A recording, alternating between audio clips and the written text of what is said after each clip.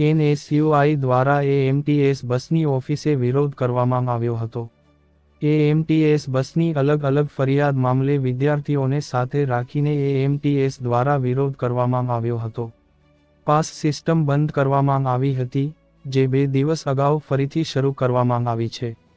આ ઉપરાંત બસમાં ઘેટા બકરાની જેમ વિદ્યાર્થીઓ ભરવા અને કંડક્ટરનું વિદ્યાર્થીઓ સાથે ખરાબ વર્તનને લઈને AMTS કચેરીએ વિરોધ કરવામાં આવ્યો હતો. એક રિપોર્ટ ગુજરાત ગીતા ન્યૂઝ અમદાવાદ શહેર.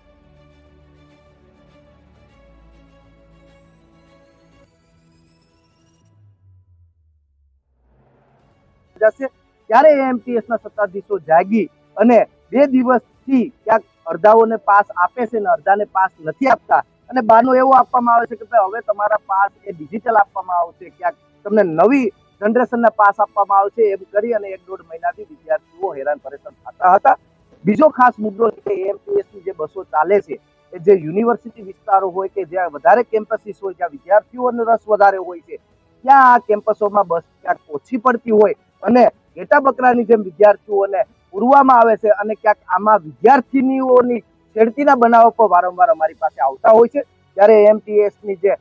મેનેજમેન્ટ છે એની પાસે અમે રજૂઆત કરવા આવ્યા છે કે જે આ યુનિવર્સિટી વિસ્તાર છે એમાં બસનું પ્રમાણ વધારવામાં આવે અને ઘણા બધી જે AMTS બસના જે કંડક્ટરો છે એના દ્વારા પણ વિદ્યાર્થીઓ સાથે મિસબિહેવિયર કરવાની ફરિયાદો અમારી પાસે વારંવાર આવતી હોય છે. તો એ ફરિયાદને લઈને પણ આજે અમે રજૂઆત કરવા આવી છે કે જે આ